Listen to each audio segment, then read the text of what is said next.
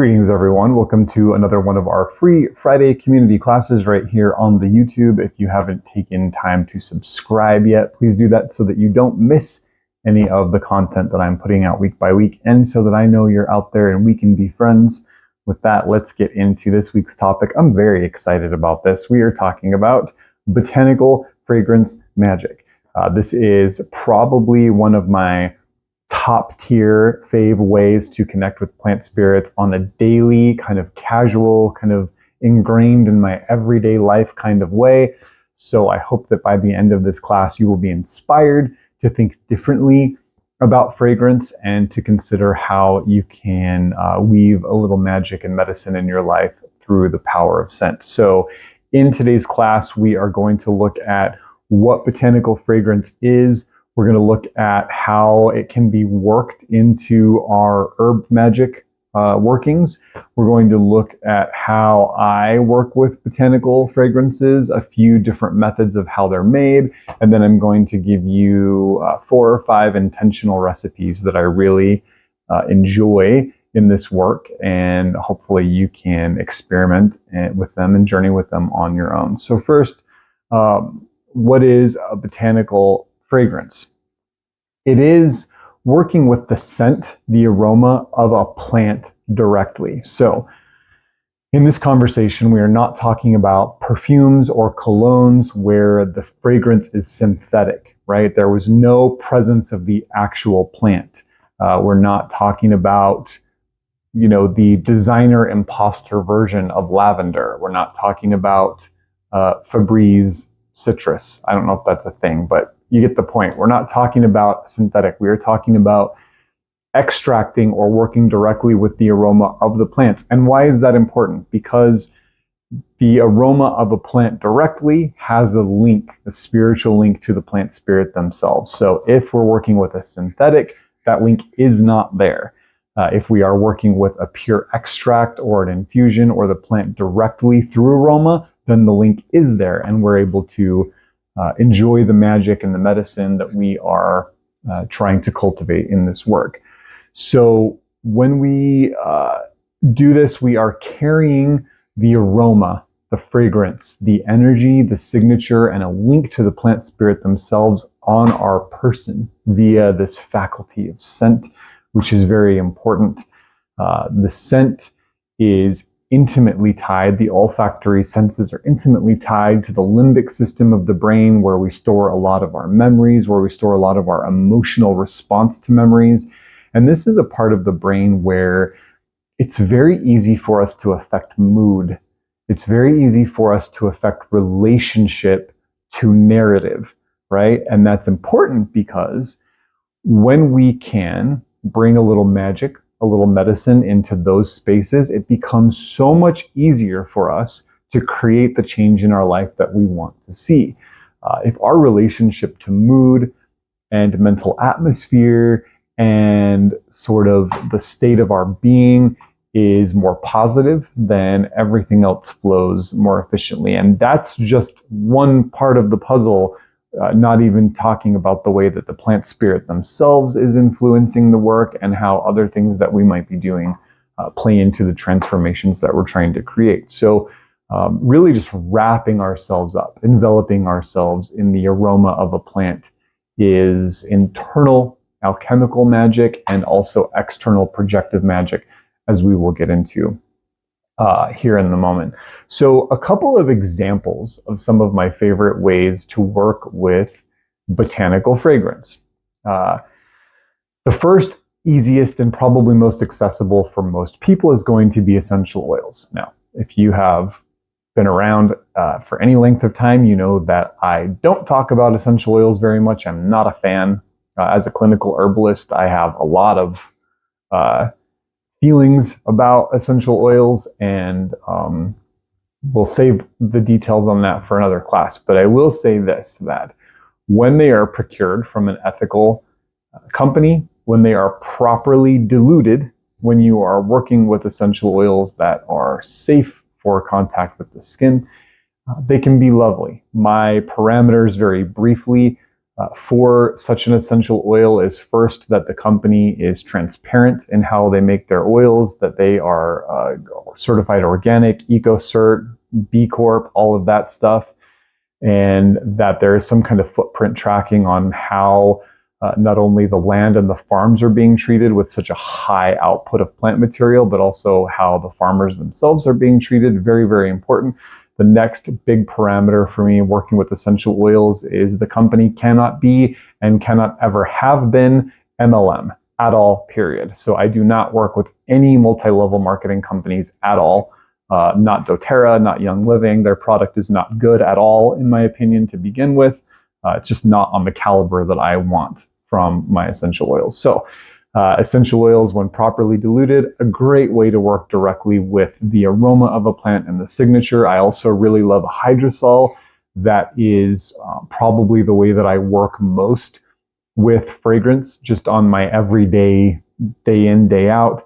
And hydrosol is the liquid leftover from the essential oil production process. So it's really cool because no waste, and it is a fine light water. The fragrance is usually really bright at the beginning, and then it kind of tapers off. So most of them will come in a nice little spray bottle like this one. This is my rosemary hydrosol from Aroma, which is the brand that I work with. And you can kind of just spray yourself and really envelop yourself in the incredible, intoxicating aroma of the plants. And again, it's really subtle. You might smell it for 2 or 3 minutes, and then it kind of fades into the background, and that is fine. That works. I think about oil infusions, and this is where we're drying aromatic, properly dried plant material in a base oil. The fragrance is often not super strong, but it's there and it's effective, very much so. If you want to go for a bigger, brighter signature, you could look into learning how to make pomades through the process of enfleurage. It's really fun. It's very, wizardy feeling in the kitchen. There's a lot of very cool steps and a lot of babysitting. And the ingredients are really not super expensive or really hard to find. So you can absolutely do an enfleurage type situation, which is a great way to extract fragrance at home.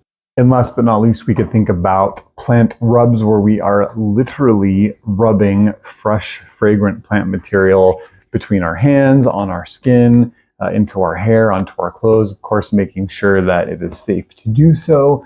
A lot of the volatile and essential oils in plants that make them so fragrant and aromatic are strong, and some people have some sensitivities to that, so just be mindful. But I think it is very cool to look at this from the perspective that without the essential oils, the hydrosols, the pomades, whatever, that we can still bathe ourselves and surround ourselves in this magic just by having access to the plant themselves. So something to consider if you've got some beautiful, the Lamiaceae family, the mint family plants are, of course, so inviting to bring that type of connection, to touch them and then carry the scent on us throughout our day, especially with the magical intent that we will talk about here in a second. So how can the wearing of these botanical fragrances be worked into herb magic? This is very cool. Again, a very easy way to bring a little bit of green sorcery, a little bit of herb magic into your everyday life with almost no effort, right? It takes just a few seconds, which is why I really like it. First is that when we smell pure botanical fragrances, pure botanical extracts, again, meaning they come from the plant actually, not a synthetic imposter version, it does create an altered state of consciousness. It does shift our perception. It does open the mind and the heart. When we rub rosemary, between our hands and do the smell, or when we mist hydrosols over ourselves, or when we dab some diluted essential oil onto our pulse points, we drop into an altered state of consciousness, maybe just for a moment, maybe for the whole day. But if you really pay attention to those moments of applying fragrance, you will find that coming into that kind of contact with the plant spirit shifts perception, right? Which is very cool. So we get to walk out into the world in a little more of a sorcerer's headspace with our inner vision a little more activated, with our heart a little bit more open, right? Therein lies a great deal of power and potential in and of itself. The other big part of this is that through the medium of a pure botanical fragrance, we invite a direct contact between the human person and the plant person.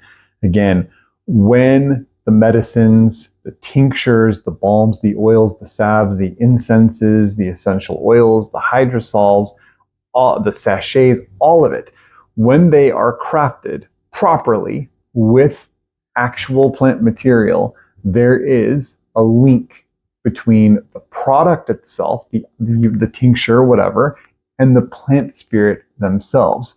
Now, with our sorceress workings of meditation and ritual and magic and devotion and study and all of that, those links get stronger and beefier.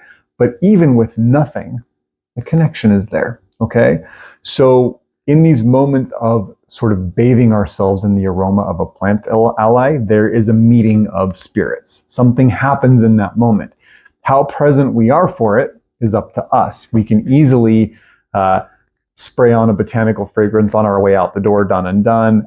The magic still happens. How present we are for it and how strong it gets may not be that big, right? But it still happens. So it's our invitation to go deeper into the work. We also carry the influence of the plant spirit, their wisdom, their virtues to other people, right? Because we're going to walk out into the world, and even when we've become accustomed to the scent, right, the novelty has worn off. So oftentimes in the morning, I'll spray some hydrosol on myself, and I can smell it for 20 seconds, and then it kind of goes away.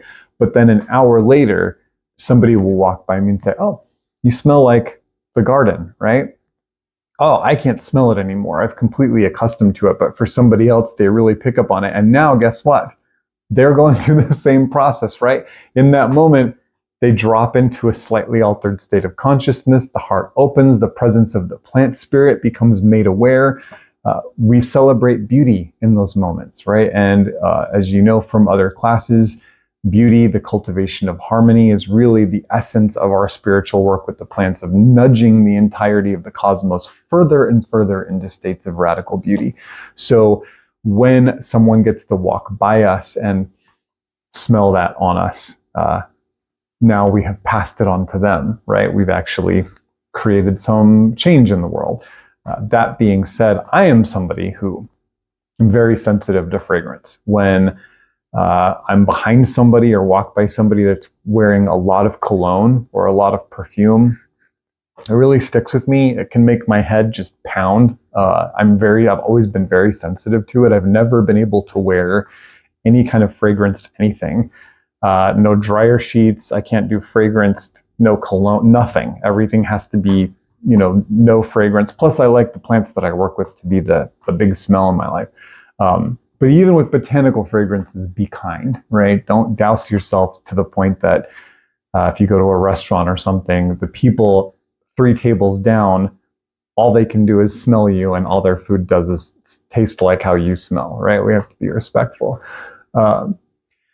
Another cool aspect of this magic is that we end up walking with the plant spirit. So the connection is there. As people who are exploring these acts of green sorcery and plant spirit work, we're kind of trying to be aware of that connection and beef it up as much as we can. And so as we go out and do our day, whatever that means, that connection is there. The plant spirit is in some way walking with us, and we are living our life informed by the wisdom and virtues of that plant spirit, which creates positive change, right? It allows for things to be done differently, with greater perspective, with more magic in medicine. So this is good. I think too about the skin contact of so many of these botanical fragrances, that when we spray on a hydrosol or an alcohol extract or whatever, put on a pomade balm, it's definitely soaking into the skin. It's definitely coming internal in a way that's beyond the nose, right? The olfactory. So fragrance, aroma, is very much a viable form of plant medicine. And there have been times in my practice where, for one reason or another, the person I'm working with cannot ingest either the plant that we really need to work with or any plants at the moment, any herbs, stronger herbs, and we've brought them in and just work with them through scent, right? So, or through a gentle application on the skin rather than ingesting. And I can tell you, time after time, that I see fantastic results.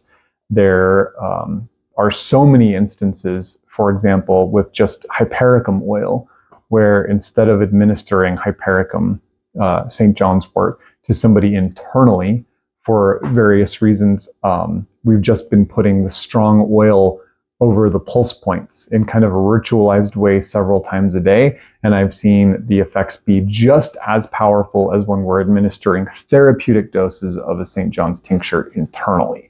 So know that when we are applying, rubbing, spraying, that there's a deeper medicinal effect that's also happening. You're really getting the full spectrum of medicine from the plant. So I think that's very important. So how I work with magical botanical fragrances. First, if I'm doing an essential oil, and again, if you have done any of the plant spirit journeys with me over on the Patreon, we have an incredible community of people. Every lunar cycle, we sit with a different plant.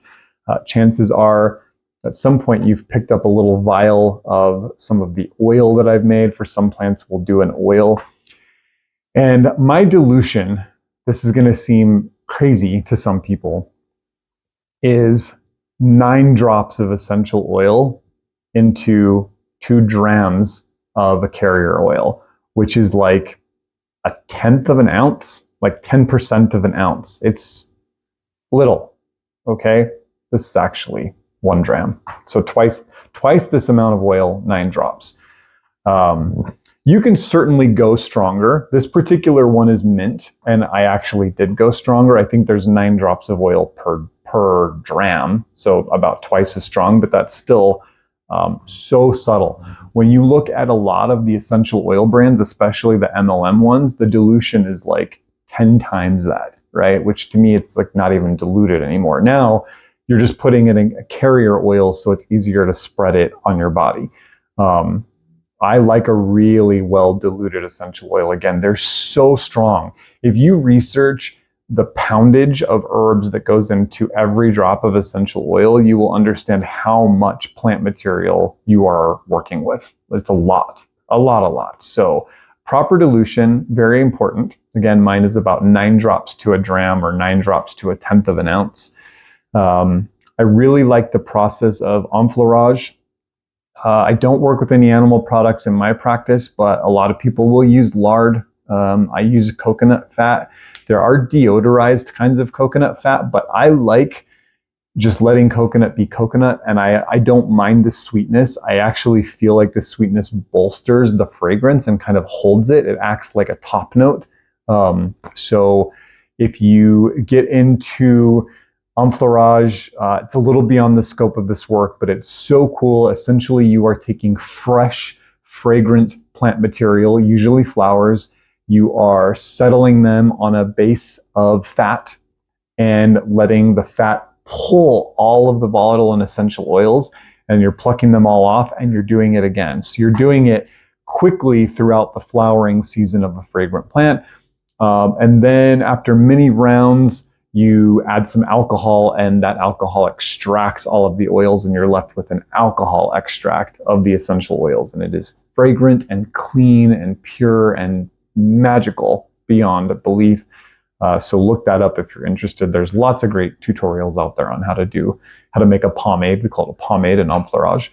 You can do an oil infusion, which the way that I do them, I simply soak dried, or I really only like to work with completely dry plant material. There's one exception to that rule, which is hypericum, but completely dried plant material, I will do about a tablespoon of Everclear per ounce of dried plant material, soak that for 2 or 3 days, and then top it off with oil and let that sit for about a month or a lunar cycle, strain it out, and you're left with an oil extract that does carry the color, the aroma of the plants. Again, not quite as strong as an essential. You could always also add some essential on top of that, but that plant signature is definitely there. And the scent is really lovely.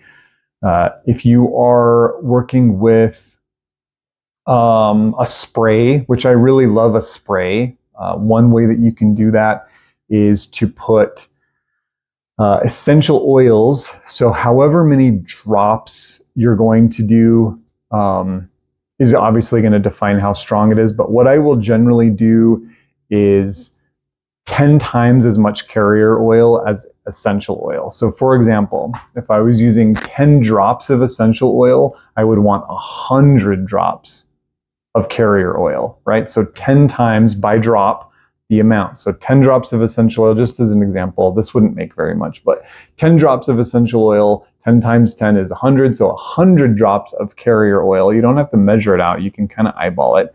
And then I would put that into 5 times the amount of an alcohol base, which is usually just a potato vodka, right? Keep it simple. So in this equation, we would have now 10 drops of essential oil, 100 drops of carrier oil, 500 drops of our spirit base, our vodka base, or whatever. And you put that into a spray bottle, a bottle with a nice little spray top, and you give it a good shake, and it's very strong. The oil will help it kind of stick, but it's not oily. And that's how you can make a really nice spray-on fragrance. And then, of course, we mentioned earlier, you can rub fresh fragrant leaves between the hands, on the body, whatever. I love to do that. I can't walk by pretty much any mint family plant without, ruffling them up a little bit and kind of wiping that on myself, getting it on me and carrying it with me. So we understand now some of the magical possibilities, how that magic works, how the influence happens, some options for botanical fragrance. Now I want to spend just a few minutes talking about the ritual of fragrance, because again, we have to be mindful in this work in order to get the most out of it. Even if you are not mindful and you just put on the essential, the oil or whatever, and you walk about your day, there's benefit, right? There's magical benefit, there's medicinal benefit, there's spiritual benefit, there's cosmic benefit. But when we meet the spirits halfway, when we open up, when we mingle our magic with theirs, then we're really doing the work, right? Then we're really going to start seeing the effects that we want to see. So what does that look like for me? And I will use my little mint essential oil, diluted essential oil as an example here. That, again, 20-second ritual, right? Do this on the way out the door. You can make it more if you want, for sure, but it doesn't have to be. It can be whatever you need it to be.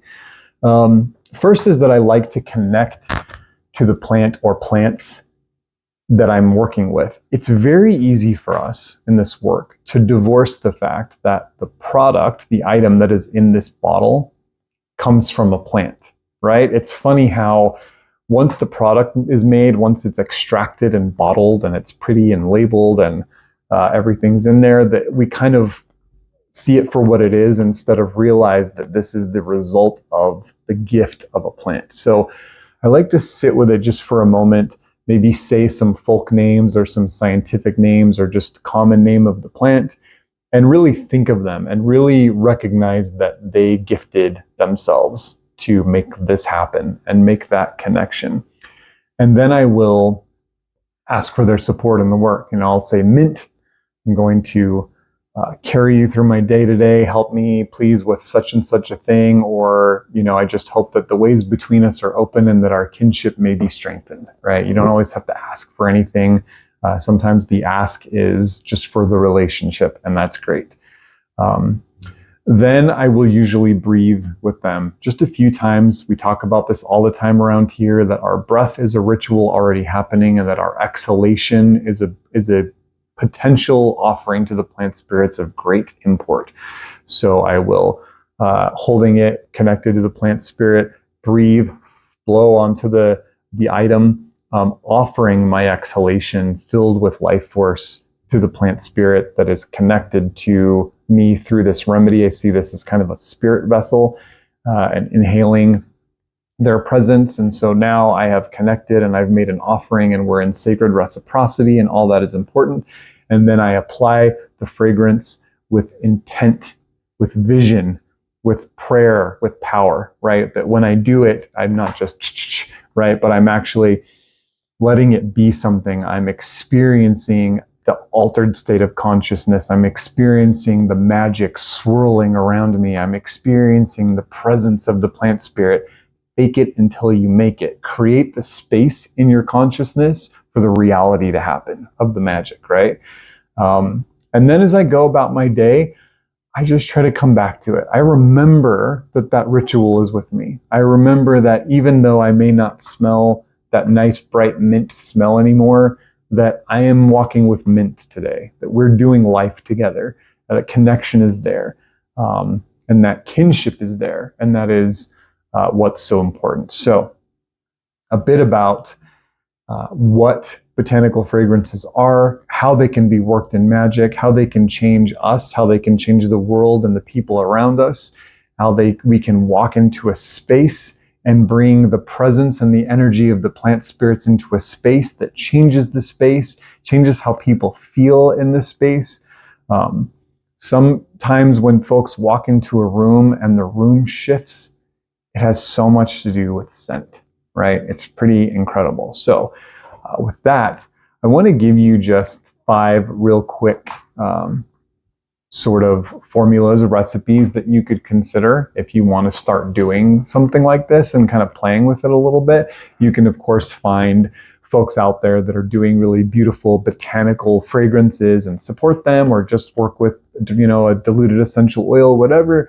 But there are some faves that I have that I would like to share with you. So first is, I'm a big fan of the hypericum oil, St. John's wort oil. I make a big batch of this every year. I've got some brewing up on my altar right there. Right now, as a matter of fact, going out every single day and harvesting flowers as they bloom every day. And this is not a strong smelling oil by any means, but this is again an oil that when you put this on your pulse points on your skin, change happens. This is a powerful ally that the human folk have been in relationship with a very long time. So make some hypericum oil if you have access to the fresh St. John's wort plant. I think about mint family plants for plant spirit communication. So people who are wanting to walk through the world hearing the plants more clearly, really experiencing this a little more vibrantly. Get some essential oils, blend up some peppermint, rosemary, lavender, basil, sage, those simple ones, you know, 1 drop of each in 1 or 2 drams of a carrier oil like sunflower oil is perfect to surround yourself with some mint family energy and walk out into the world in that altered state of consciousness where it feels a little easier to be part of, right? And to be in relationship to the plants. You could also combine hydrosols or make an alcohol extract with those plants, or maybe you've got mint, rosemary, lavender, basil, and sage growing in your garden right now, and you can go out in the morning and give each one of them a little love, an offering of breath, pick up a little bit of their scent on your hands, and then, you know, kind of do a little wipe with it. Like, you can do that too. I think about an oil infusion, again, not going to be super strong scent-wise, but the scent is there. The energy is there of passion flower, mugwort, and hops.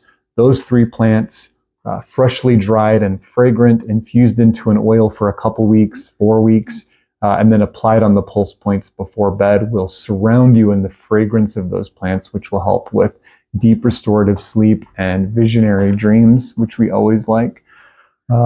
If you want to play with the enfleurage method and make a pomade, consider rose, whether it's the dog rose, Rosa canina, centifolia, rugosa, any of the fragrant roses, because when they bloom, usually in June where I am, they have a long bloom time. So you've got like 2 weeks to keep replacing those petals day after day after day on your oil base, and you will end up with a strong pomade, a strong extraction. And then if you move on and do the alcohol extraction part, you'll have a really strong spray, which can be used, of course, rose. When I talk about rose, we think about rose for love and all of that, but really so much of my work with rose is about revealing the mysteries, opening us up to the deeper mysteries of the plants. So carrying, applying some rose before ritual work, or being out in the garden, or going for a walk, or going to an herb class really helps kind of bring us into the secrets, right? Bring us into the mysteries.